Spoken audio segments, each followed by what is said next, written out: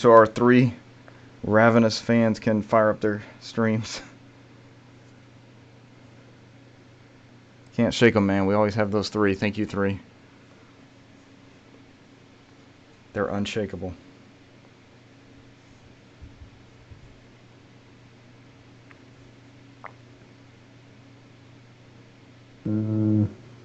Are they on there? Yeah, I don't see them.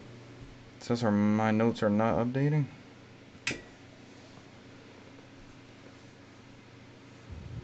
One problem at a time. There it is. We're good. Stand down. Oh, there it goes. Just I had me to do the same. looking at my crotch. That's all it is. One problem at a time. Oh shit! All right. Now you're talking about your notes. I don't know. No, it's in there. We're good. Yeah, sometimes you gotta like get in and get out. Sometimes. Yep, that's what I did. Probably because I built them in there, so I didn't do it, so I had to refresh it that way. There we go. Brant, you didn't find any extra news, thank God. Damn. Google research ad. No. Oh, okay, here. I don't know why Gamatsu loves to fucking trap me with these fucking ads. Pay for their subscription. Pay for Ubi Pass. Ubiquitous Pass.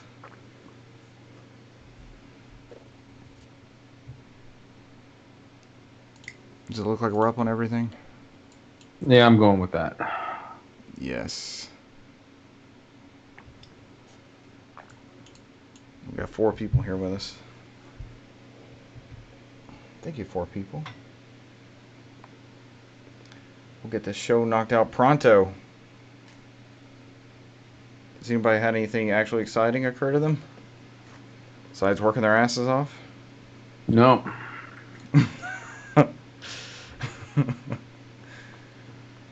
Absolutely nothing. Same old same. Brent, you gotta save us, man. What? Any excitement? Anything cool going on? No. This week's been kind of a trial in and of itself. It's just one of those weeks. I'm gonna start out like a Limp Bizkit song. Just one of them days. Got a comment from the Fiddlin' Gangsta.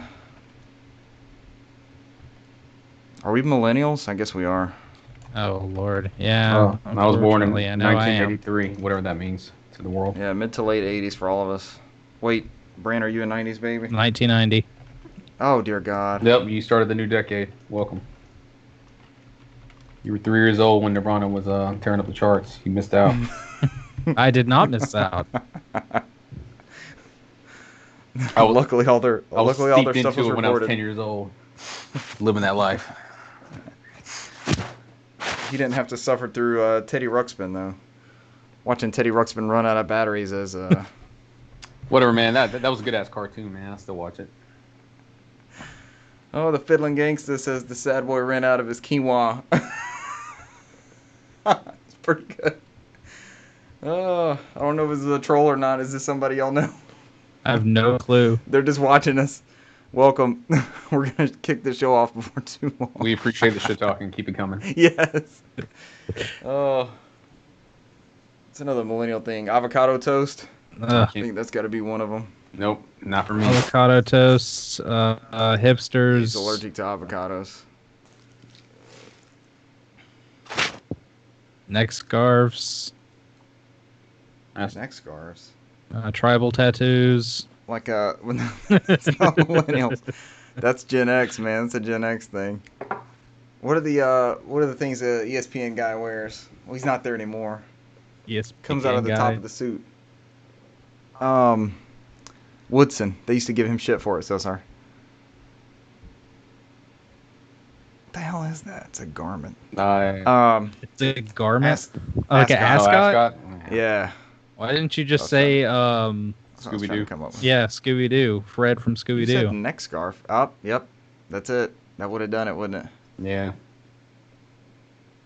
Can y'all hear me okay? I did some meeting changes earlier in the week. Yeah. You're talking. He's there. We hear him. All right, y'all ready to get the show on the road? Record this Skype call?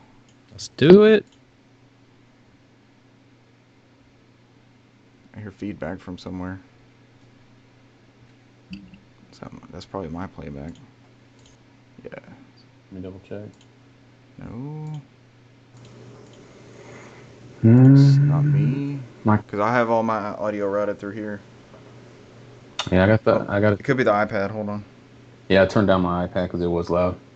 I got my microphone going through the headset. Speakers through the headset. Should be fine. Something's still doubling. Say I should have all of mine. It just started. Off. I don't have anything coming off anywhere else.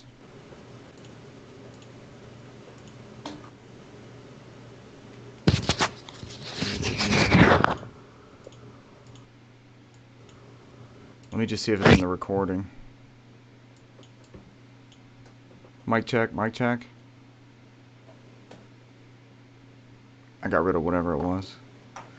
And one of you guys is muted. I think we're good. Are we good now? The sad boy ran out of his quinoa. I still like that one. Yeah, we're good. Y'all ready to rock and roll? Sure. Let's do it to it.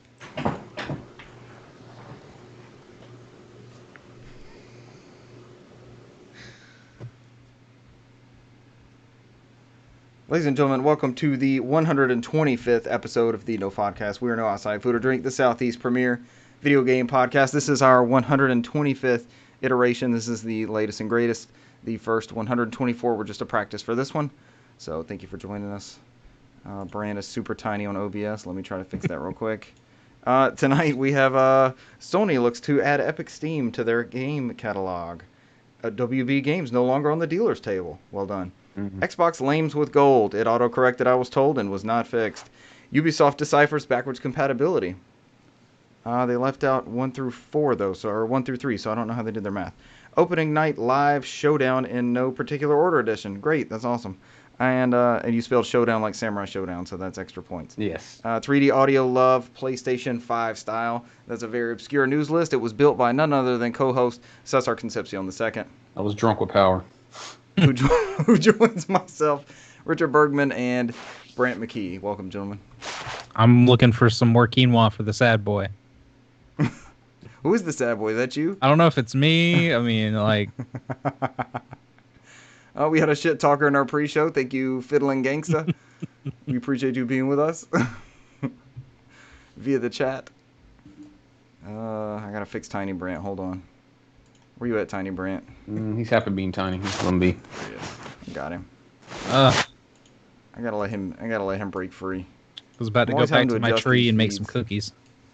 I'm always having to adjust these feeds on OBS. I don't know why it never stays in there, but hey, the joys of live streaming, right? This is what we get paid the big bucks to do. I really don't have input on that since you handle all that feeds, but from what I can gather in Twitter, that is a common occurrence with OBS. So you are not alone. We've seen many an OBS meme like, okay, you aren't where I left you last time, and then it'll just change midstream. Like last episode, I looked down at my phone and Brent says, "We can't see you." Yeah, you just disappeared. What changed? I just happened to catch it out the side of my eye. Oh, the fiddling gangsta. All right, guys. I will not be dishonest. I'm extra tired, so I'm gonna try to power through this one. Let's have a good time with news. Let's catch up on my Halo weekend, and then whatever you guys play, then let's get the hell out of here. 125. We're a quarter of the way to 200.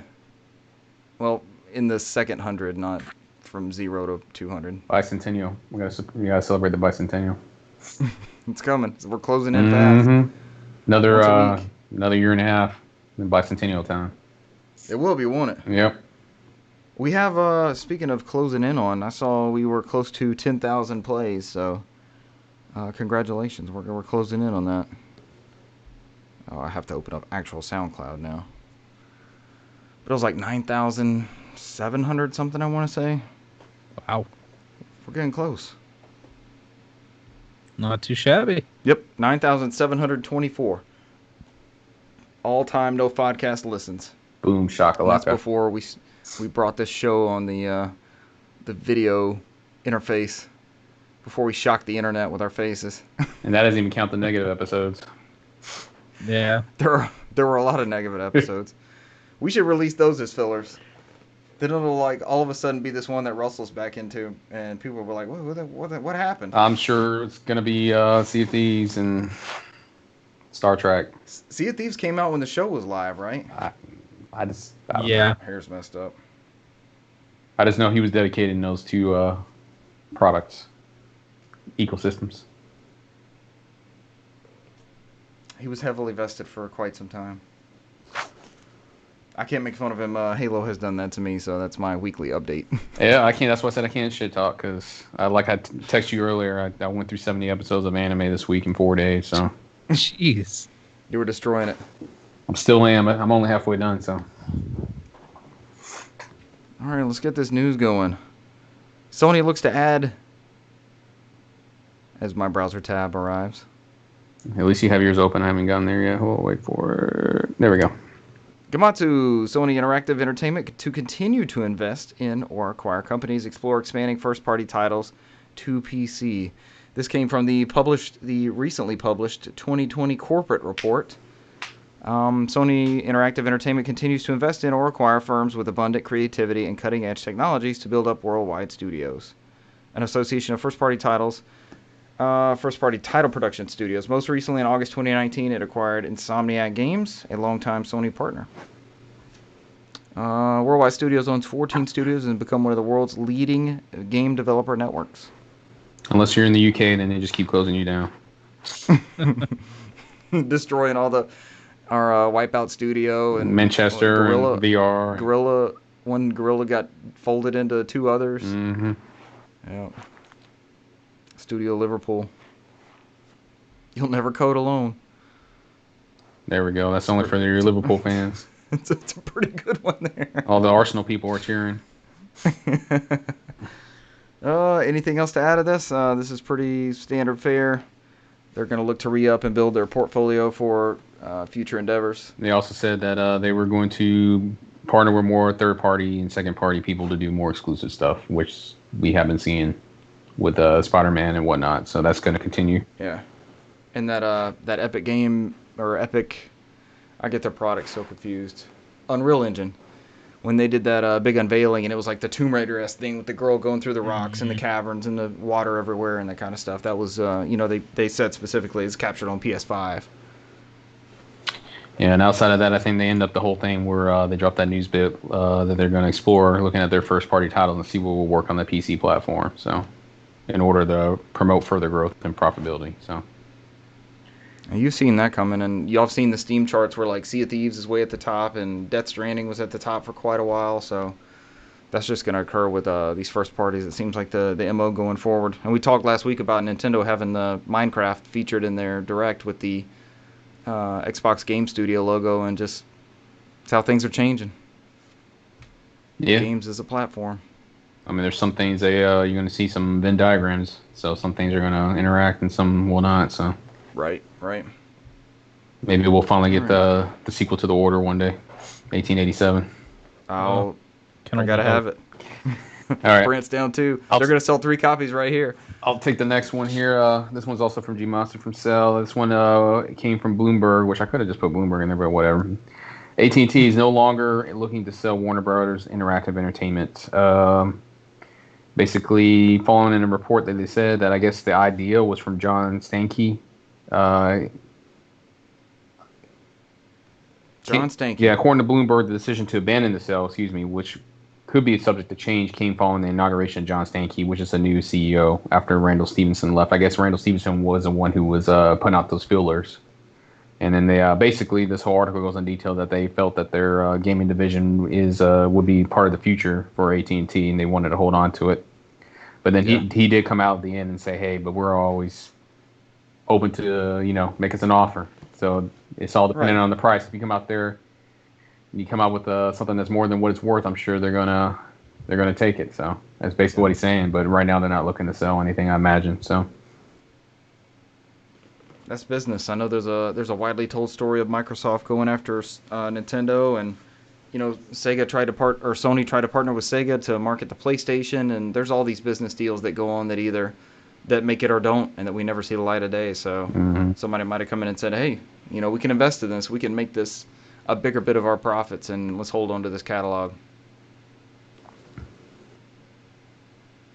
Yep. Good stuff. I'm beat, man. You're not the only one. I got to do something else for work. I just didn't realize until we started this thing. I was like, oh, September. I didn't realize it's September. I got to do it tonight. So it's September. I think it's just being out in the heat. I'm drained as well. Yeah, Brent's outdoors. Yeah, I know you're cooking, man. You're cooking on asphalt too. That's the worst kind. Walking on the side of Terra Boulevard. The heat comes from above you and below. Yeah, you're just broiling. I've had my shoes melt, man. Walking along, just look down at the bottom of my boots. I'm like, oh my god, my shoes are melting. So next up, Brent, tell us about those lames with gold. I'll say we've got these lames with gold. There's a good one in there. I watched Michael play one of these back in the day. It's a pretty solid game. So we have our 4 games with gold. Tom Clancy's The Division, which will be available September 1st to the 30th. The Division 2, right? No. Oh, okay. No, just the original. Okay. Sure. And then the good game that Richard was alluding to, the Book of Unwritten Tales 2. Yes, the Book of Unwritten Tales 2. So we got Division 1 and Book of Unwritten Tales 2. Goldie edition. Unwritten rules. Why are we saying Unwritten Tales? Why do you have... It says Unwritten Tales 2. Unwritten Tales. Rules. I don't know. We said, we're it's out in the of description. It's on their blog. The Book of Unwritten Rules 2. That's what it does say. Yeah. Well done, Xbox. Holy shit. Nobody caught this? I'm looking in the comments. That's bad. There's no comment. Slip. Yeah. There's Giant Brant. Brant took over the screen for me again. I quit. And man. that will be... just... That will be available for you September 16th through October 15th. Giant Brant will be available. We'll come to your house and play Days Gone for you. Every day. Gone by. The Blob 2, available September 1st through the 15th. And then Armed and Dangerous. Armed and Dangerous. This is the one I was talking about. Yeah, September 16th through the 30th. This is an original Xbox game, and when you watch it, it's like, it's doing more with the Xbox than the Xbox should have been capable of doing. It's very impressive to watch, and I'm sure it looks good on these next generation systems. But it's a quirky. You played it, Brant? No, I'm just saying. Out of most of these, I think that's one of the ones that kind of piqued my interest the most. Yeah, because I've played The Division but most of these games, they were. It seems like they're kind of struggling. I know it doesn't seem like they want to repeat titles, and I think they'd probably get some flack if they did repeat titles. Right. But I think going forward, what are y'all's thoughts on this? I'm thinking with the push with Game Pass Ultimate and all the other services, and the option for the Xbox Live Gold, like the 12-month subscription, recently just disappeared from the store. Didn't affect me because after it disappeared, I got the notification about a week later and then was charged to my card for a full year of Xbox Live Gold. It's like welcome to the club. Yeah, but at what rate though? Still the same. Still the same $60 old rate. Yep. Okay. And but would it surprise anybody within the future if they just kind of merge all these things together and they don't necessarily do the free games? If it's just, you know what, here, If you want something, we want you in Game Pass, and that I think that might be their main focus, because it seems like they're getting. It looks like the tap is running dry on these games with gold. No, you're right, because I think that was the biggest complaint on the PlayStation Plus front. I mean, those were decent games, but a lot of people were kind of whining about, like, hey, these were already available on PS Now. And they were like, I don't want to play these anymore. So that's how some people were reacting. So at some point, I guess you just get rid of the games with Go and just give everybody a month of PS Now or Game Pass. Hey, Sony said they're looking to acquire studios and services. Yeah. It could happen. Yeah. Yeah, I mean, we're excited because we like game catalogs. We like having access to various titles, and this is for random ass games, right? I think we all have a copy of Division by now. That's a wash for us. But I get where Ubisoft will want to put that out to try to get some add-ons, and he reaches for Days Gone. We said Division, not Days Gone. I got Division. Yeah. Brent's breaking out his copy. That sucks, man. I mean, you figured it would be the second one. That way you can get those expansion packs you're still making for it. So yeah. It's weird that you go with the first one, but gotta give somebody something. So. Yeah. But again, I don't know that this is for us the way this platform works, you know. It's cool to have an added bonus here and there, but I think those big titles are now coming to Game Pass. We're not going to be floored by a Games with Gold game, you know, especially speaking with Xbox's ecosystem. Yeah. All right, there's your games. Look forward to the Book of Unwritten Rules too. They care so much about it, they don't write the right name down in their blog post. Fucking phoned it in. They're like, we're just gonna phone this one home. Oh man. See, listeners, we do read the articles. We're not just there to look at the pictures. Okay, this one's kind of hard to unpack. This comes from Forbes. Thank you, Joe Parlock. What class do you think he plays as in RPGs? Ubisoft confirms the PlayStation 5 will not have full backwards compatibility. Actually, before you continue, look under his name and he tells you what he writes about. Oh, are you kidding me? Nope. I write about Ubisoft and virtual reality. Okay. Very specifically. I was just thinking if he was going to be a maybe Parlock the Warlock if he played a tabletop. I'm more interested in Joe Parlock, the Ubisoft correspondent, and what his VR insights are. I mean, they have to give this man a dedicated thing for Ubisoft because they make so many mistakes and so many announcements. So yeah. Ubisoft is always in the news. Joe, we know you got a great article about Nintendo Switch. We're not going to publish it. Get the fuck back over there and give us stuff about Ubisoft and virtual reality. You have two things. You have two lanes you have to stay in, Joe. Yep. Give us those two. That's all we need. But the Immortals, no, Joe. Get back in there and write us about Ubisoft Forward's coming out next month, where they're now going to announce another Tom Clancy and Prince of Persia. He's just a rumor mill. Oh God, we gave Joe Parlock a back catalog. He'll never hear this. Yeah, this is his backstory. I'm ready to watch the movie. I'm down. He might be the fiddling gangsta. We never know. All right, so in an Australian fact post regarding cross-generational game upgrades, Ubisoft has stated that while supported PS4 titles will be compatible with the PS5, PS1, PS2, and PS3 will not be supported in any capacity.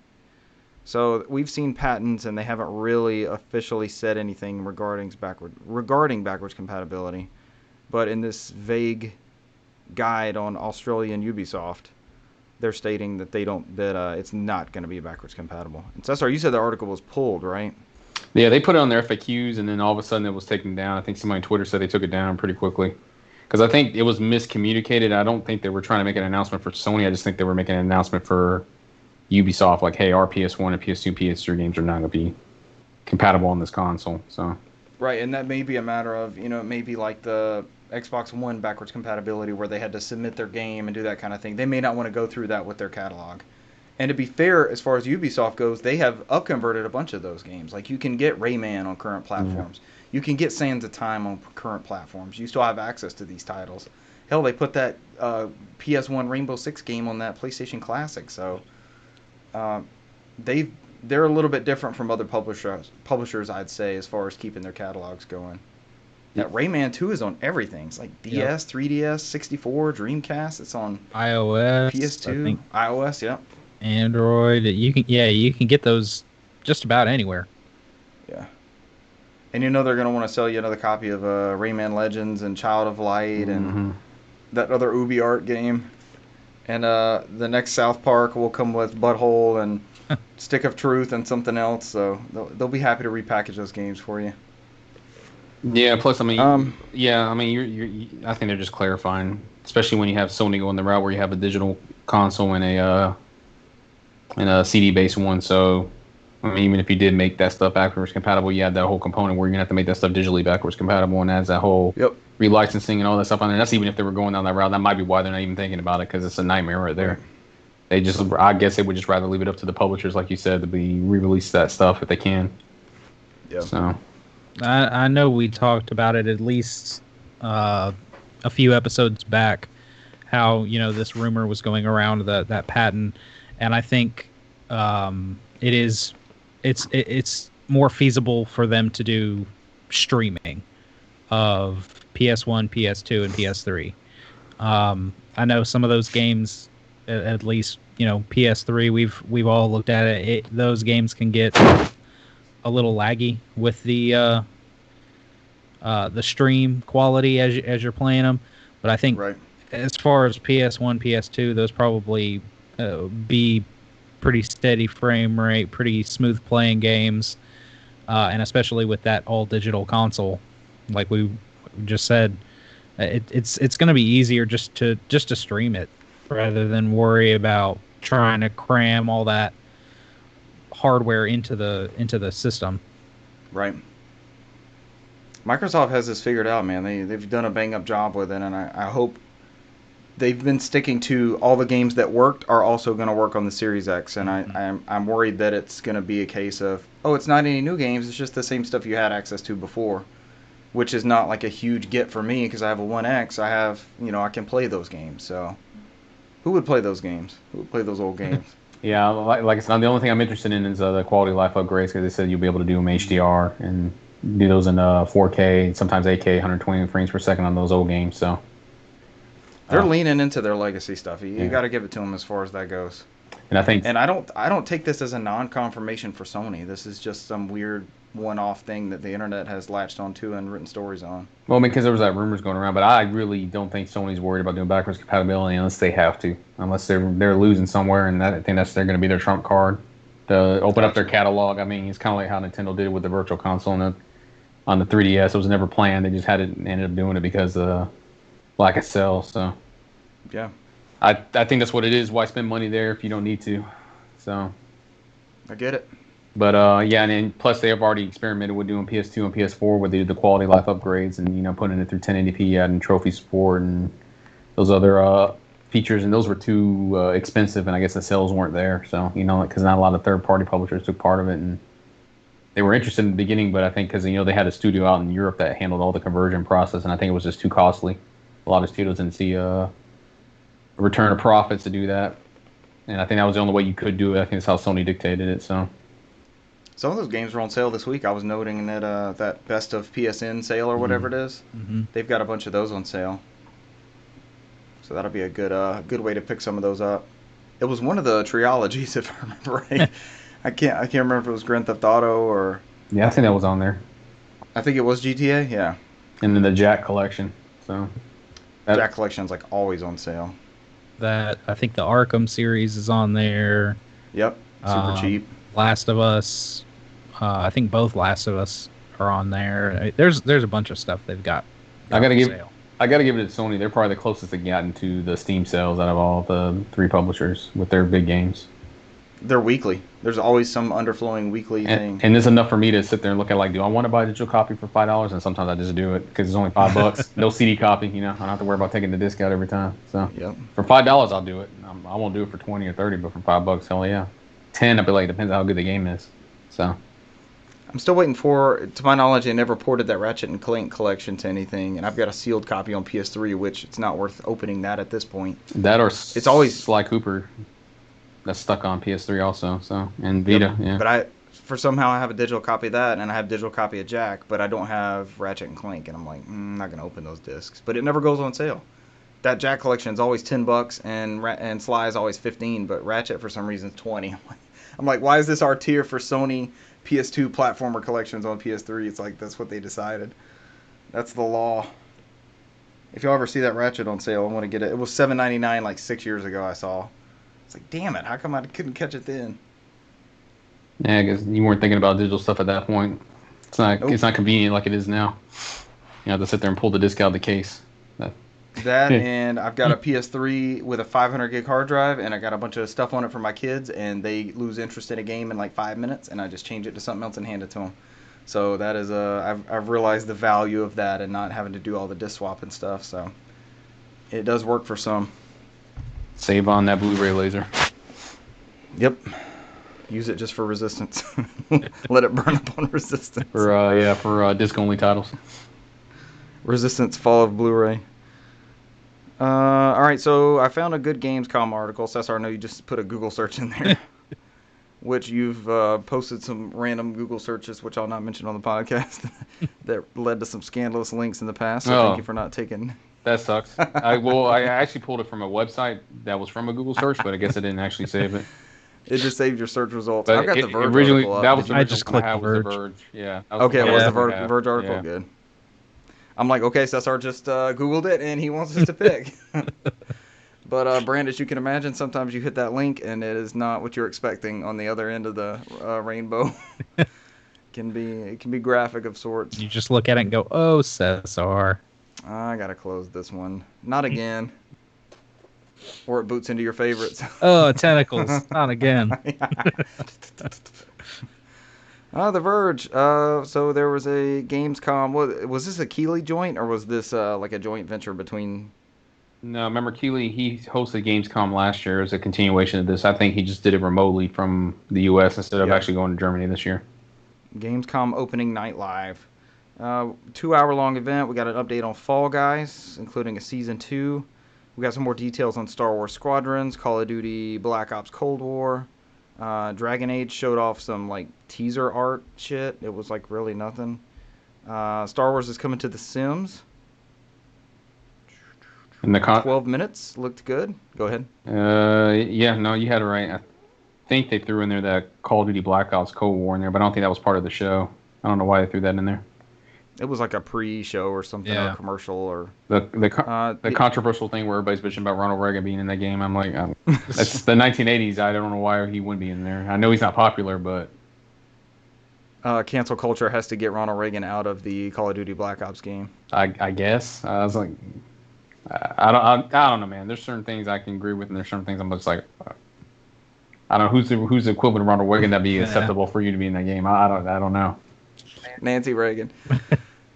We're going to find out that her original goal of the program was just say no to Black Ops Cold War, but under scrutiny from the rest of the White House, she had to change it to just say no to drugs. Yeah, this is what the whole game is. They try to stop DARE from happening.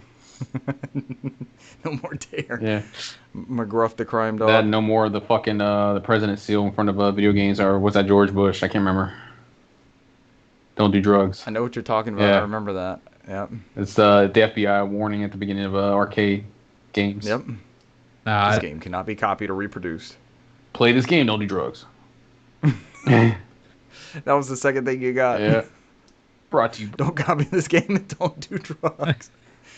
How did they get that in? I guess it's like a government regulation. They can just make it happen. It was the beauty of the early 90s, late 80s, where they feel like, kids are all up in their video games. Let's just put hidden messages in there. Put in there. Where can we get to them? Put in their cartoons. Where can we reach them? Yeah. Now they got the National Guard and like the U.S. Army's Twitch stream and trying to recruit kids off of Twitch streams. That is oddly weird. That stuff I can get with. I'm like, why is this happening? I was like, that is weird. You were okay with your splash screen telling you not to do drugs, but you don't want to sign up in the midst of a Call of Duty loot drop or whatever they call them. I don't know, man. That's weird. You don't have other companies out there, dude. That's where we are now. Yeah. This is it. This is it now. Nobody's posting me on Twitter outside of Twitch outside of National Guard or something like that. Yeah. 12 minutes, I think, was the exciting, intriguing game that I saw. The indie game 12 minutes has looked intriguing for some time. I did not take that from the article, I promise. And the latest trailer makes it even more exciting with a cast that includes Willem Dafoe, Daisy Ridley, and James McAvoy. It's listed as coming soon to both Xbox and PC. And at one point, they all have worked for Marvel or Disney. That's a good thing to note. Yep. I'm a fan of anything Willem Dafoe does. Has anyone seen The Lighthouse? Yes. I've seen it with Batman and the Green Goblin. Yes, I've seen that movie. Batman and the Green Goblin. Brant, it's on Amazon Prime Video. You should take time to watch it. It is not for children, so you and the missus watch it, and we'll just leave it at that. It's like It's almost like a new age Don Quixote, almost. Go into it blind. Don't think about anything else, and just commit to watching The Lighthouse and just watch it. All right. Cinema. We also got to look at Ratchet and Clank on PS5. It continues to be gorgeous.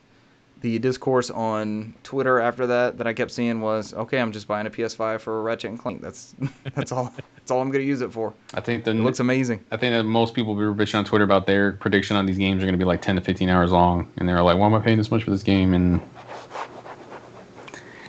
please God, let a game be 10 to 15 hours. I might be able to beat it. Think what was it? Daniel Meg came out there and said like that's normal for games. When there's a new generation that they're about 10 to 15 hours long. Yeah, he's like, this is not out of the normal. I don't know what happened this last 7 years when we were changing the consoles. Now everybody just expect the old controllers to work, and you never got a console with a new controller that doesn't work in the old one, and like people are getting spoiled now. We're finally the gamers are getting spoiled. It never used to be like that. Last time I checked, Richard, I mean, when we bought new consoles, we got new controllers that didn't work on the old ones, and vice versa. So yeah, don't get me wrong. I appreciate what Microsoft's trying to do. I'm just saying this is not out of the ordinary when people are bitching about. I'm like, we've been through this before. I get it sucks, but right. But to your point, only one of these players is positioning themselves as play your games anywhere. Yeah.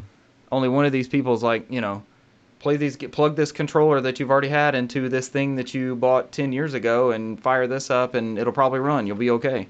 Nobody else is pitching that sort of platform, so it's kind of like comparing something totally different. Right now we're at this, we're ambling towards this next generation, and there's slight deviations. I think it's going to go way off separate. Oh yeah, we all know that. I'm just saying. There's nothing wrong with it. I just think it's odd that people are bitching about it now. I'm like, dude, we've always been like this. So I don't know why people are acting surprised. Yeah, we've had all those tech demos and stuff saying, hey, you have to feel the car, you have to feel that go in that direction. Mm-hmm. It's built into that experience. They've already explained that. I don't get it either. So I don't know that I've seen that argument that much. I'm not paying that much attention to that argument. Is it bothering you? No, I read on Twitter and I laugh sometimes. Stuff that makes me laugh. I just don't understand it. You just gotta laugh. No, nothing ever bothers me. If I'm sitting there responding to stuff, then it bothers me. It doesn't really. If I don't respond to things, it don't bother me. I just sit there and look at it. Like, that's funny to me. I don't see it. I don't know where this thinking's coming from, and then, I'm a little bit amused. And I'm like, where's this coming from? Why are people acting like this? But you know who did it to everyone? Nintendo. Because Nintendo keeps coming out with Smash Brothers, and they keep finding fucking ways for you to use your damn GameCube controller from 2001 on their new Smash Brothers game. And that's how it happens. Hey, man, I got a USB-based GameCube controller. I'm okay with that. Yep, that'll work too. At some point, we'll have Mario Sunshine, so I didn't put that rumor on there. Oh, well.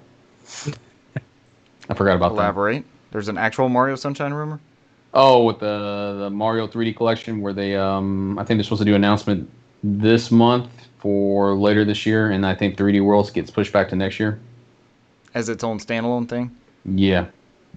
Because it was supposed to originally be in September. I get that. But we all know that Nintendo would never shadow drop that type of stuff, especially when 70% of their sales are physical and 30% are digital. They would never shadow drop a digital-only Mario game. Right. So I think they said that there's supposed to be somebody who's been very accurate supposed to say there's supposed to be some type of direct this month that announces the Mario collection, which was supposed to come out this month. It's looking like coming out like December, they're thinking, and it's going to end up pushing 3D World, because 3D World was originally supposed to come out in December, right before Christmas, into next year.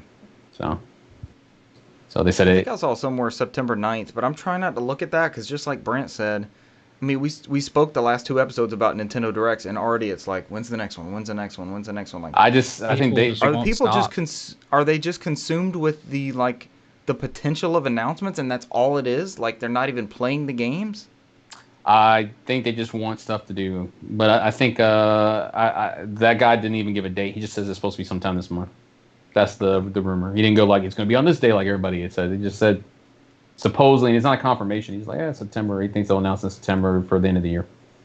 He said it was originally supposed to come out in September, but after everything that happened, so He said he was saying he's got a good track record. So he said majority of the big heavy hits that were supposed to come out this fall was supposed to, it's going to end up coming out next year. That's why the whole report about that new hardware, and then the next year supposed to be a better year for Nintendo. So that's why we only got Pikmin 3 announced for October. So right. And then people bitched about that. So I mean, look around. Look what has happened this year. Like the past 7-8 months. How could anybody get any large scale anything done? It's just going to put the brakes on everything. And it's been extremely hard on Japan.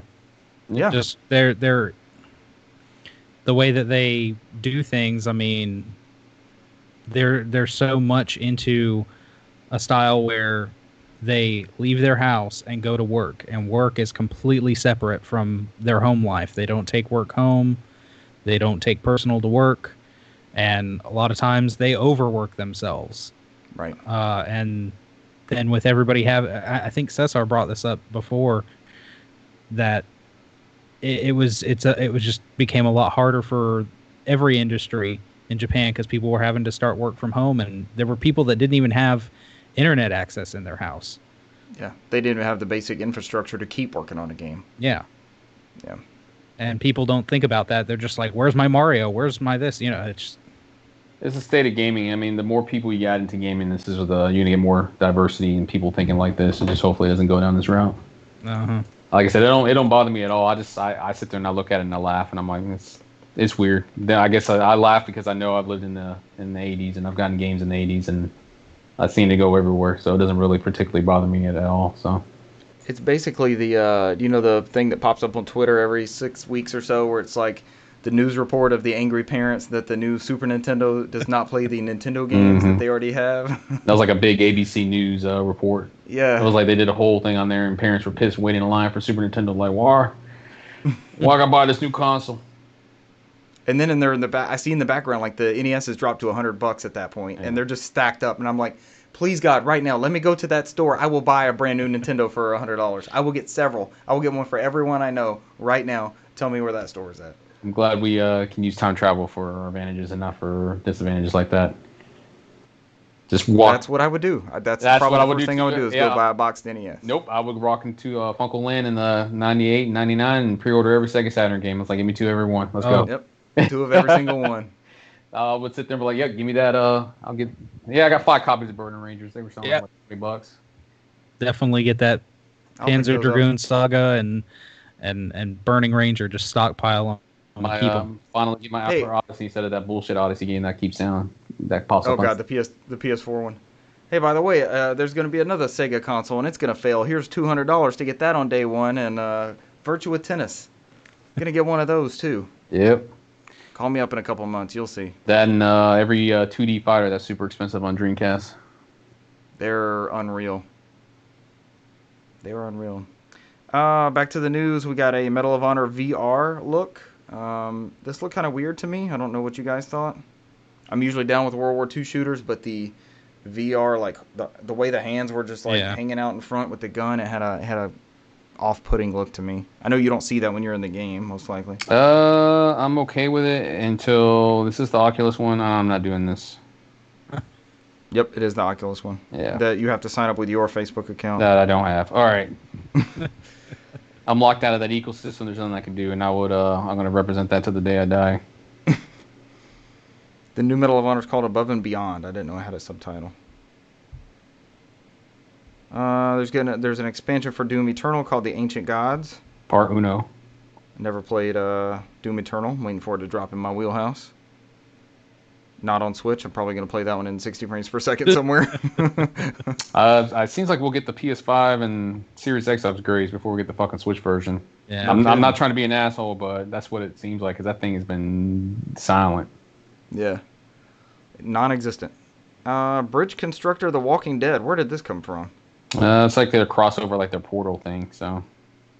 Yeah, but I didn't think the Walking Dead license was still really raking them in these days. Yeah, still. The comics is finished, and comics is finished abruptly. It was weird. It's like they didn't even announce it was finished. It's just like they came out with the issues. Like, yep, this is the final one. We finished the storyline, and that's what just happened. Did it wrap it up? Huh. Yeah. I don't know if he went back into that universe or not, but no, he just came back with the ending. It's like, yep, this is ending this month out of nowhere. It didn't even lead up to it. And I mean, it still does well, at least the video game wise. Like to your point, the TV shows, it seems like it's declining. They keep coming out with spinoffs, and it seems like spinoffs are not doing as well as the original. And the original was dropping, so AMC's run out of ideas. AMC, the television network,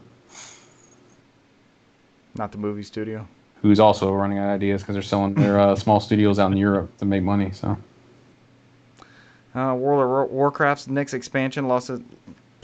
I can't. Shadowlands, October 27th. I can't speak. I did it for you. I gave it up. There you go. Yep. Out in October. Long-running MMO, World of Warcraft, is expanding once again this year. That's weird wording. With a new expansion called Shadowlands. Launching on October 27th. It's the 8th major add-on.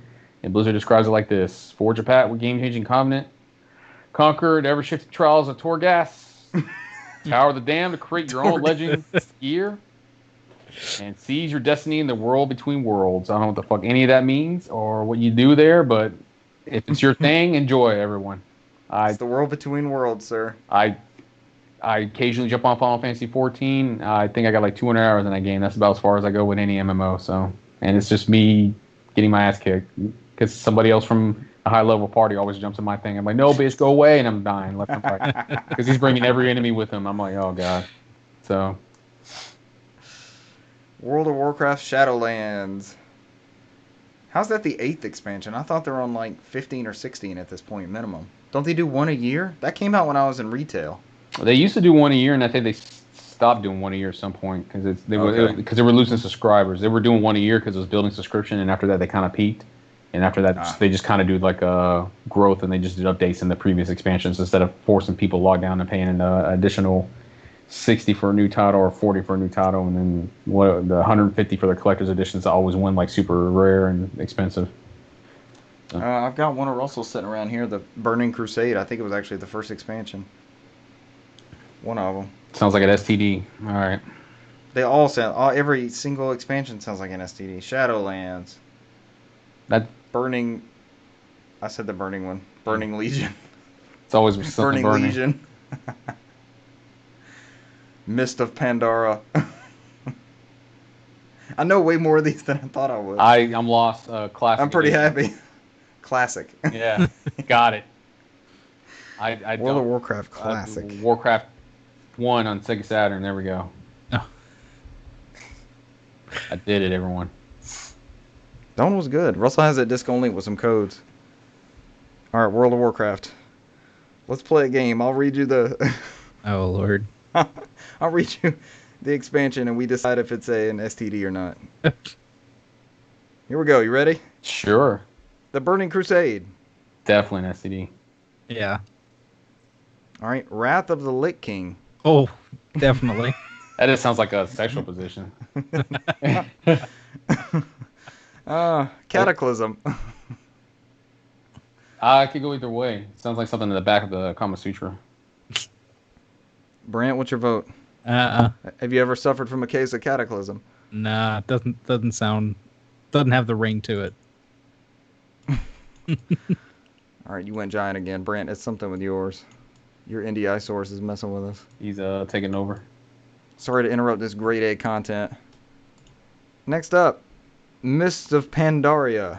Sounds like a premature thing. Probably need to get that checked out. Or a substance for enhancement purposes. Yeah, that works. Just spray that Mist of Pandaria. That or weird discharging thing. I gotta get that checked out too. Oh gosh. Okay, Warlords of Draenor. Oh. All these sound sexual in nature or something. Yeah. So I don't know where they would fit in that category, but some of that does sound borderline. Like somebody's in the room, like we got to come up with some sexual windows with these game names or something like that, and they just went with it. All right, we have Legion. We have Battle for Azeroth. It's very close We have Shadowlands, so I think they got away from it at some point. Yeah. No, I don't know, man. Shadowlands is the first one they got away from. The last one you can change that Azeroth with some other word to do battle with. And let's not forget Warcraft 3 was subtitled The Frozen Throne. Hi-oh. I'm amazed. I thought it was one a year. This is mind blowing. No, at some point they realized that they couldn't milk it anymore like that, and they were losing subscribers. So they they just did quality of life patch upgrades after that, and in between expansions. So I think they were actually losing people to Final Fantasy 14. I think we went over that article where they were. I think the guy who ran World of Warcraft ended up joining the 14 team in the United States, and he was the one that was stealing a lot of those people over. 14 is the number one MMO right now, right? Yeah. Now, I remember reading that article. I forgot what that gentleman's name was, but I remember it said he originally interviewed with Square Enix and he passed, and I think he ended up going like the second time or something like that. Okay, here we go. 07 to 08. Mm-hmm. 2010, 2012, 2014, 2016, and 2018. It's every 2 years, yeah. So this became biannual. This is the second. Yeah, this is the second year. Yeah, so we will get a new one this year. All right. Well, that ended up being fun. Yeah, because I remember seeing the criticism with the game where they were talking about they're doing these expansions and it never upgraded the graphics, and remember they had to go back 1 year and upgrade the graphics. Right, but when you're on a platform like PC, you have to keep it. You have to keep the bar low, so that you can keep those players in. It's a perfect balance, man. You got to keep it high. You got people paying all that money for those NVIDIA cards I didn't throw on here for like $699 that want to use it to the fullest, and it's not going to cut it with Notor-looking Warcraft, Right. They'll want but those bare minimum specs still have to run to a certain percent. But that's the beauty of PC. You have to have bare minimum and you got to have high end. Right. You got to have a balance. That's console now too. We're in that same game. Same space. All right, Cesar, let's wrap up news. Tell us about that. Resident Evil dev saying PlayStation 5's 3D audio feels more specifically for horror games.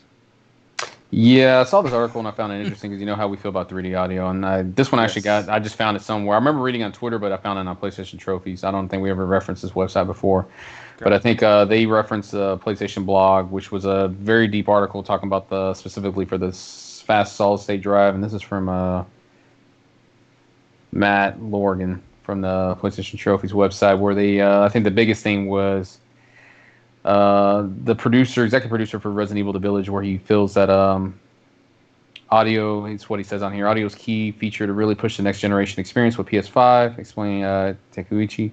It's almost as if 3D audio tech was made specifically with horror games in mind. It used to be that in order to get that spatial audio, players would have to invest a lot of their own time and money. Now just putting on a headset and they get a full 3D audio experience. It's awesome. So you don't have this crazy floor space and cables and woofers and all kinds of stuff. I love it. That's my dream, dude. To me that's next gen. Yeah, to be able to. I think somebody was making comments. It may have been Push Square where they were talking about you can even tell the differences in sound quality on the Ratchet and Clank demo. You may not get the full experience, but they said if you put headphones on there, you can hear like footsteps and doors opening at different places where it kind of turns your attention to those areas and during the game and changes the way you play. So awesome. Yeah, it seems like those 3D audios would be a must for launch. Those Pulse 3Ds. Sound good, right? Sound good. and they just wanted to detail with from the other studios who are contributing to the PlayStation 5 games throughout the year and about their experience with the solid state and everything. So, like the developer drum reel type thing. Basically, it's most of the ones that are partnered with Sony at some point this year. I think it's the ones they mostly hit on there. So, but I think that's it for news. We're making it a show, man. I'm pretty pleased. How many minutes we're in? 40? 46. Yeah, look at that. My we had some good. Only off by 6 minutes. We had some good Warcraft content. I didn't know that was going to come out of nowhere. Who would have thunk that? We're the Southeast premier WoW podcast. Yeah, talking about that Burning Crusade. Oh no. Burning Crusade and the Lick King. Come on, that one's just there. That battle for Azeroth. All right, games played. I've not played anything outside of Halo. Well done. And I'm trying to think if there was any. I listened to last week's show. I played it back, and it was just cracking me up. And I was telling Dale, friend of the show, Dale and Jeremy and Russell about describing the game modes we were playing, and like listening to myself crack up on the. Just that's what we're here for, where we laugh about games and have a good time. And We played some more of those modes. We're at this point, Master Chief Collection lets you pick between 1 through 4 and Reach, and we've kind of settled on Halo 1, and you can set the queue up however you want. And we've settled on Halo 1, and we just let it play Action Sack, which is all these random modes. And we always get the two that I talked about last week. It's Hellbringers and Muskets with the shotguns, and that's our playlist, man. And we put so many hours into it, and it just it never fails. It's always funny. We always have a good time. So that was Friday and Saturday night was Halo. That is my games played for the week. Other than that, I've been working my ass off. So you did it, yeah. You go ahead and hit that stop record. We're done. Halo and working. Yep. Me, I guess we'll keep us going. We'll keep us going so y'all can catch us up. Outside of my 70-episode binge of anime this week, something took hold of me. Majority of that was me riding on the bike. I think I rode on that bike for 2 hours, just watching like episodes back to back. I lost track of time. Nice. But and I was like, shit, I was 2 hours in because I was like, next episode. All right, but outside of that, I think I got 20 hours in Sword Art Online Alicization. I finally got through chapter 1. Is fucking 20 hours. It's a 6-chapter game. Jeez. Ooh. I was going through chapter 1, like, how long does this shit last? It ends up telling the first whole arc with Alicization, and it just it ends. I'm in chapter 2, and it's like it goes into its own story, which is outside the anime and the also the light novels. It's like its own thing now, where people who died didn't die, and I'm like, oh, okay, I guess this is different, right? And I guess they're still on your team, and something else is happening. So I haven't gotten that far and figure out what now. It took me 20 hours to get to something different, so I still got 4 more chapters. I'm not sure if I have it in me. Did you know it was that long of a game? Well, that first chapter was.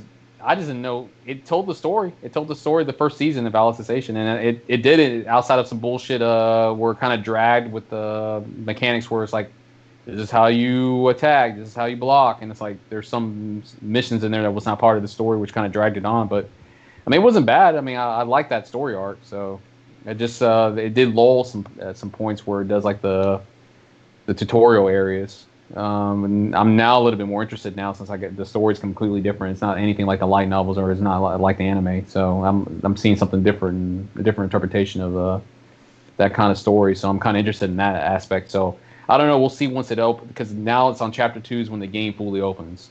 So now I'll get multiplayer and I can kind of do what I want. Before in chapter 1, it's kind of like you have to go here, you got to go here, you can't explore, you got to go here, you got to kind of like it follows you the story. It's like chapter 1's like a long ass tutorial. Like, here's a story you've already seen. It's a 20-hour tutorial, and then it finally opens up the game. You just have to have the patience to sit there and stick with it. I think that's the whole reason why I always like something would always come out, and I'm like, I always threw something in there and stopped playing it. I was like, because I'm in between games right now, so I'm like, I've been keeping with it. So I don't know. I'll give it a couple more hours to see if I'm gonna stick with it. I may retire because I mean, my Death End Request 2 came in. I kind of want to play that. I enjoyed the first one a lot. So, and then Tony Hawk's coming out soon at some point. I got my email from Amazon like, hey, we're going to ship it to you at some point. We just don't know when. I'm like, whatever. I'm not even going to argue about it. Just get it to me when you can. I thought that was this week. Is it next week? It's Friday. It's Friday. Yeah. Friday. Okay. I got the same email though. They sent me an email. Yeah, they sent me an email like 2 days ago, like, hey, just to let you know this may be late. And I'm like, it's still sitting there, going to ship Friday. It's probably going to ship Friday night. It won't actually ship to Friday night. I've seen that happen before, and they'll probably get there like Saturday or Sunday or some shit like that. Yeah. Outside of that, I actually played maybe an hour or two of Tell Me Why, which is Dontnod's new joint, and it's very Life is Strange. It's that it does it well. I haven't gotten that far with it, but it follows that whole formula where you do the action adventure title, and you do the exploration where you kind of search the room, and the story. I don't want to go too much in detail about the story it's telling because it's not what I thought it was going to be. So that's the whole draw behind it, right? Yeah. So I'll keep it. I don't want to go too much detail about it, but I mean, if you play Life is Strange, it's very much so that type of engine. So you won't get any surprises gameplay wise. I think they do span on the puzzles a little bit more. They're a little bit more complex and the puzzle solving in there. It's a little bit different. Like especially that fucking door puzzle was a nightmare to solve. But what are you playing it on? I think it's only on Xbox. I don't think it's on PC. I could be wrong. Okay, I see it on PC also. I was just wondering how it ran on PC, if you were playing on PC. I didn't even think to check on it. I might have played more of it because I got the PC here sometimes, and I can get 15 minutes in there. No, I've actually downloaded on Xbox and played it, so. Okay. I didn't think to check. But it's good so far? It's checking out? Yeah, I mean, I think the next two chapters, or final two chapters, are coming out at some point this month. So, the next couple I've never weeks. played one of their games. I've never played. What's their other big one? Life is Strange and Life is Strange. They did Remember Me, which was not an adventure type game. It's like a platformer. Yeah, right? 3D platformer. Yeah. They got another one called was it the Twin Mirrors or something like that? They announced with Namco for like 2 years ago that they kind of like fell off the radar and it just came back out again where they showed the trailer like, hey, we're not going to do episodic, we're going to release it as a full game now because it had totally disappeared. So I think that's still coming from them, which is similar to like Life is Strange. That seems to be their niche, and that's what they've been working with. So, but yeah, outside of that, I think that's all I've really been playing outside. And I played a little bit of Darius here and there on PS4. I beat the first Darius. I played the one continues. Unlimited continues. No. I'm actually pretty good at the shooters, man. Okay. The only one I'm fucking getting my ass handed to me is the Master System one. So. You have the original Darius in there, which is there's two of them. So you have the original Darius, which is the international one for the Mega Drive, which was the Japanese one. I think that's the one that came with all the continues and cheat codes. I played the American version, which is was it Seagal? Well, they changed the name completely. It's not called Darius. It's like SEJLGALI or something like that. Okay. I forgot what it's called, but that has none of the cheat codes. That's the bullshit one. That's the one I played through. Then they had come out with the Master System port, which is on there, and the Master System port was the one they had made for Europe, since 8-bit gaming was still big over there in 91 and 92. Yeah. That one actually is not that bad, believe it or not, because I think when you go through the one on the Mega Drive or the Sega Genesis one, it goes through A through Z, and it's kind of like you pick your own pattern, Star Fox wise, where like you can go this branch, and you get a different. That's cool. You get a different boss and at a different part of the world. So you're going through the universe. You start on the sun, and you work your way all the way up to I think it's Jupiter. And so like there's different paths for Earth. I think it's 4 different paths, so you get different battles on Earth, depending on which path you take. So it's like A through Z, and I think they have like a console exclusive one called X, which was made only for the consoles that was not in the arcades. The Master System one's a little bit different because it's 8-bit and it's not it doesn't have that memory in there. So I think it's only A through K, I believe. You only get a fraction of what you have, but it does the job, man. It's really impressive what they did with the game. Dude, Master System was a beast, man. Yeah. The only thing is that between me and you, I think the game is easier on Master System because it can't compute all that action at once. So when you're fighting a boss, it's to your advantage because the boss kind of freezes the load. So I'm just laying into the boss because he's trying to like move to the next platform. Yeah. And it's easier to kill the boss. Now going through the levels is still a bitch. Yeah, I mean, it'll eat you up, but the boss battles are not that bad because they kind of like they're sluggish. You see the frame rate drops on the boss battles because all that shit's happening on screen at once. Because you'll notice when you do a boss, it'll load up just a blank screen with the boss. You won't get that background like you have in the Genesis version where you have like the Earth and all this shit happening in the background. They just give you a black screen when you're fighting the boss. It's very basic, but it works. It's fucking impressive, man. I give it props. So I've gone to that one. I've beaten those, and I started doing the. Darius on they got the Famicom version, and then they got the Super Nintendo version. And you would like this collection, Richard. This is all done by M2, and they actually go into details. They said the Super Nintendo version is what they considered the definitive version, and they put that in words on there, the definitive version, because it actually has a stereo. The Japanese one is not stereo. Stereo sound. Yeah. I think I ordered a surplus copy at some point. Did I give you one, Brent? Did I give you a Darius Super Nintendo game? No. But that one's pretty good. I had extra laying around. I think that one's pretty hard. I think there's a cheat on that one to do 50 continues, but you have to have like a second controller, and I'm not going through all that bullshit and to do all that stuff. You have to. I think it's like I thought about it. And you have to have the dance pad. You have to do like scope. You have to do select start and L1 and R1 and to do like L1 and R1 to do it. And I'm like, there's no fucking select and start on this. The PlayStation controller is like options, and I'm like, I'm not even trying because it feels like it's gonna be me for 30 minutes trying to get 50 continues. I could have probably beat the game by then. So I was like, I've gone through. I'm probably about halfway through it. I've been using the save states, so I'm going through that collection pretty quickly. It sounds like a great collection, man. Dude, man, it's like that whole fucking was it Terracan I sent you? You know who's fucking doing that collection? And that's a European game from Factor 5. M2. M2's doing that? That's a German game. Like that's so out of the norm for them. They've always the Rogue Squadron people. Yeah, they've always done like mostly like Japanese type games, but they're actually doing this collection for Turrican. That's why it's so fucking expensive. So I ended up buying the PS4 one. I was like, fuck it. So I need Turrican in my life. Yeah, I couldn't afford both of them. I can't drop 200 bones. $200 on Turk, and that's buying an accountant to be questioning me. It's like, well, what's this $200 on Turk? And I'm like, this is not a wise investment. I'm like, but it's M2. Just take a copy of the game with you. Just take a copy of the game with you and hand him the controller. Like, have you played this shit? Here's $200 of Turk. It's worth it. Wasn't there a Lost one that we just got ported to something not too long ago? That was the Ultra Core, which I bought as well. Yeah. Ultra Core. That was the one that was done by DICE. Right. DICE never finished it. I think they got 95% of the game was done, and then they got canceled. That's right. Genesis was going out the door, and they were moving to Saturn. So. D-Say. Yeah, and I don't think they finished it. I got another studio. It's like that other one I sent you last week. The guys who's doing the remake for Asha for Monster in Wonderland 4. That game they found, they're finishing that one. That Clockwork Alfeo or whatever, that one I sent you. I texted it to you. That's the one where he said he never thought he'll ever see that game again, and they're finishing it up and releasing it. So I don't think they're finding this stuff. How do you find this stuff, and then how do you get it ported off of whatever medium it was on? He was surprised that they found it because he said there was never a home console version of that game. He said it was an arcade version that got canceled. So Westwood voted in Japan. He's like, he thought he would never see it again. He made a comment. He's like, I never thought I would see this game again. He's like, he don't even know where they found it. He said these geniuses somewhere found the code, and I think it was like 90% done. I think they're going to go and finish the game, and that's what we're getting. Oh, yeah.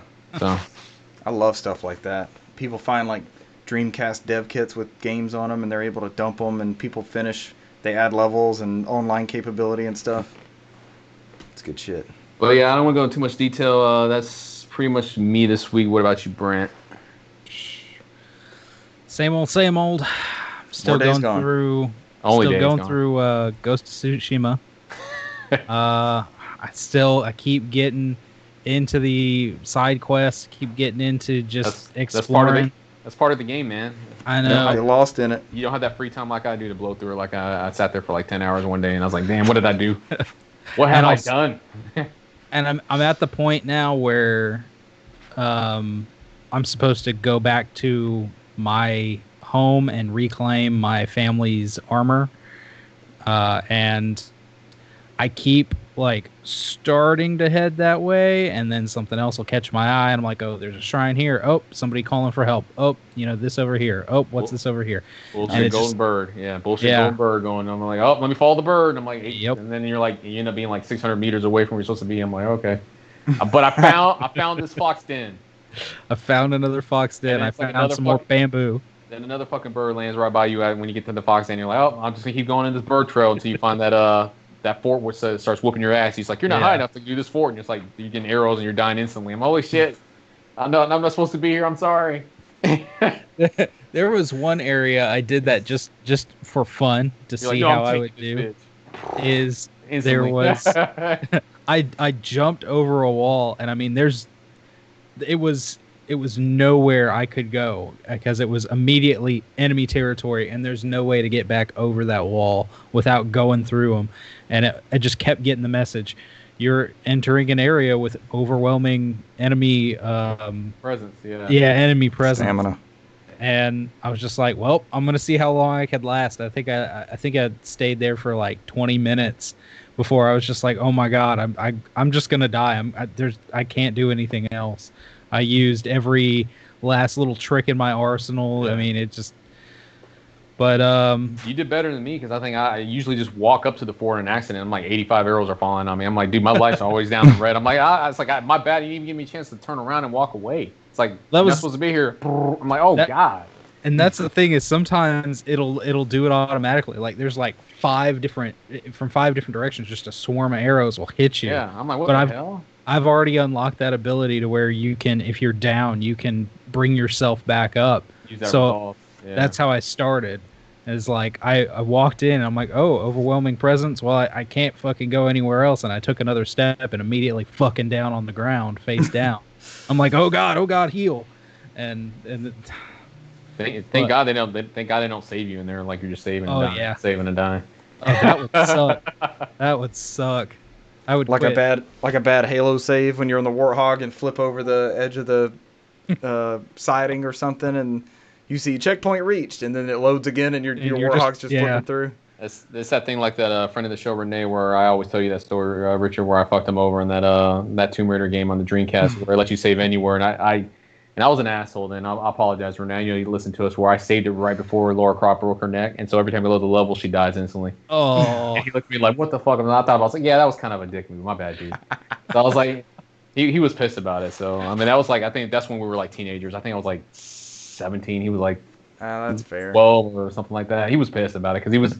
He was probably pretty. I was probably more jealous because he got further in Tomb Raider. Though I think it might have been the last Revelation. I think that was the one on the Dreamcast.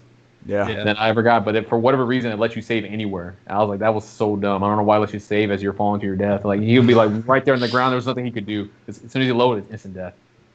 Not a chance to roll away. I'm sorry, Renee. I know it's been 20 years, and he's probably still mad about it when he thinks about it. SRU, bitch. You might have had to come to blows over that one. He was pissed. I remember that. Yeah. Other than that, I still loading up Hollow Knight, going through Hollow Knight as well. Still chugging along with that. Cesar said you're gonna fuck around and beat that game. I actually, I told y'all last week about there's like 3 enemies or 3 different areas you have to go to unlock the final fight. I've gone and done like some of the DLC. I've gone and collected the 3 Dreamers in order to unlock the final fight. I got past that bullshit fight that I was talking about that I was originally stuck in when I stopped the game for a long period of time. I got past that today, and you're right. I'm probably just going to keep walking around. I probably will finish this game. He's going to Hollow Knight, the main first story. One ever. Yeah, was one of the Dreamers called Everly Brothers? No. Was one of the Dreamers radical? Dream.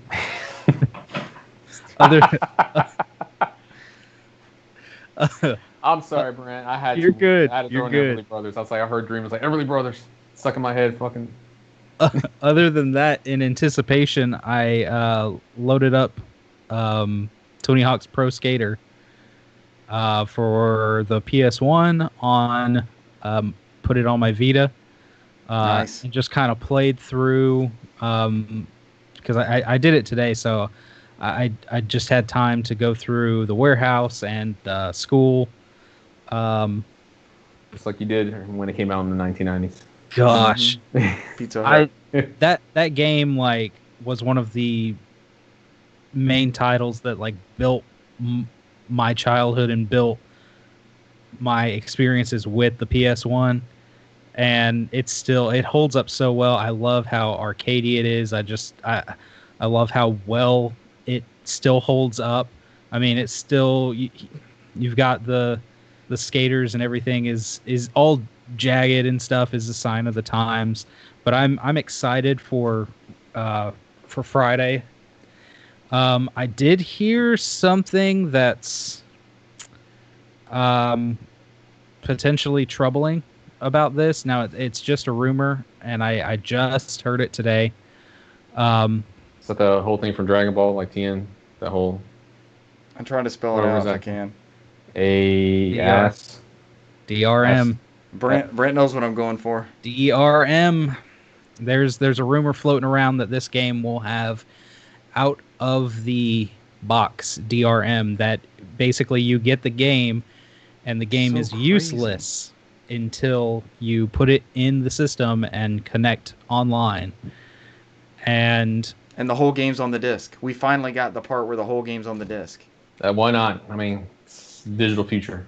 But the thing, I mean, hopefully it's not true, especially at least for single player.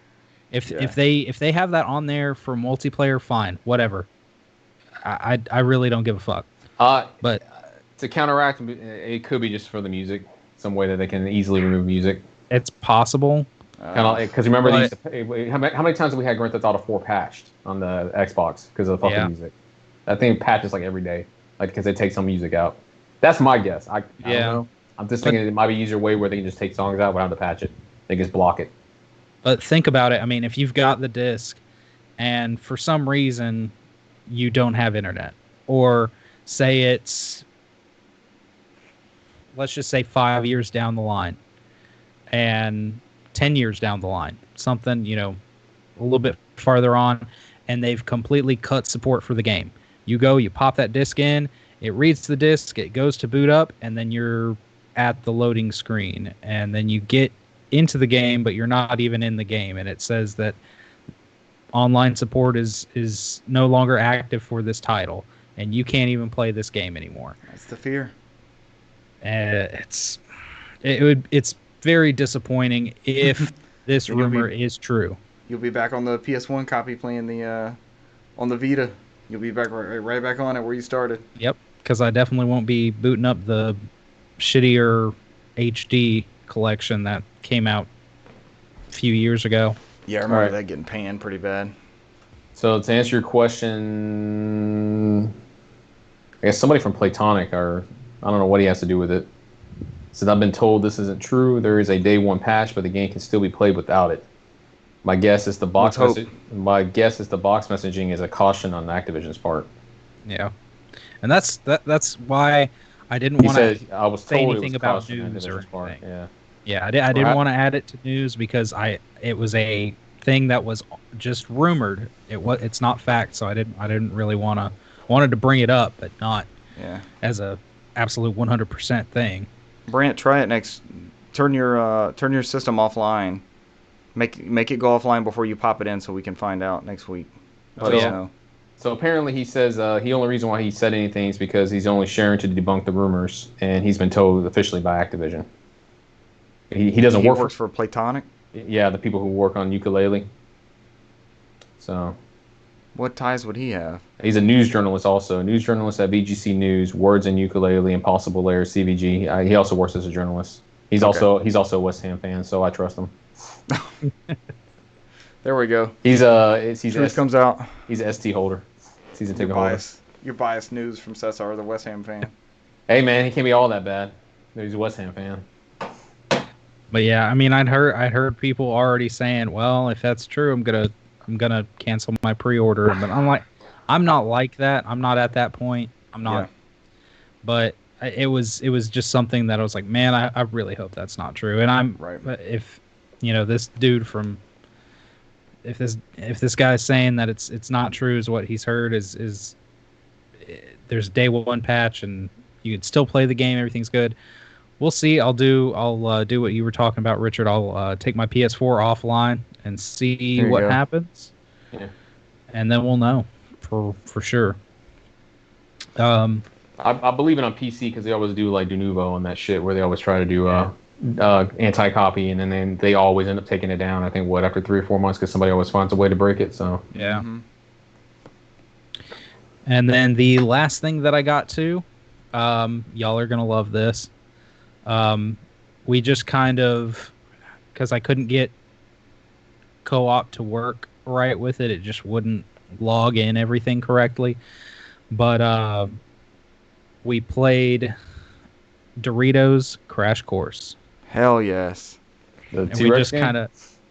The T-Rex game? That's the other Doritos game. No, the Loco, Wipeout-esque. Yeah, the Wipeout-esque style game sponsored by Doritos for the Xbox 360. Hell yeah. That game, I've got so many good memories of that game and booting it up and just kind of passing the controller around with the family. Yep. It's so fun, and you get to the areas where you're not just doing regular platforming or jumping, swinging from ropes, and you got the dang water balloons that the little things are shooting at you, and he keeps getting hit in the face and knocked off the stage, and we're just laughing and having a good time. And that is awesome. Gosh, that was peak Microsoft, especially that in 1 versus 100. Yeah. Oh yeah. Yep. And they had the Yaris game. The Yaris game was not as good as Doritos Crash Course, but you would get achievements for like driving a Yaris down a tunnel. I do remember the T-Rex game too. Is this backwards compatible, Brant, or is it just playable on 360? I played it on my Xbox One. Yeah. This would be something that would be peak stream content. Yeah. Doritos Crash Course.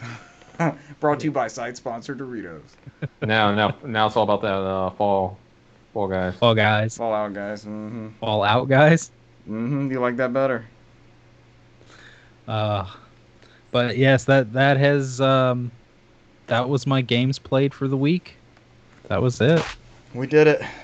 1 hour 12 minutes. The shortest NOFODcast in millennia. No, we have time. Let's keep going. No. Me. I need something to drink. I'm so tired, man. Let's keep fucking going. No. Now we can stream and get into phase 2 of the news. No, let's wrap the show up. You can catch us on YouTube and Twitch every Wednesday live. News never stops. Keep it going. Keep all the news going. It's not. We're ending this here. Richard's like the worst part of the show. I'm not doing fucking news forever.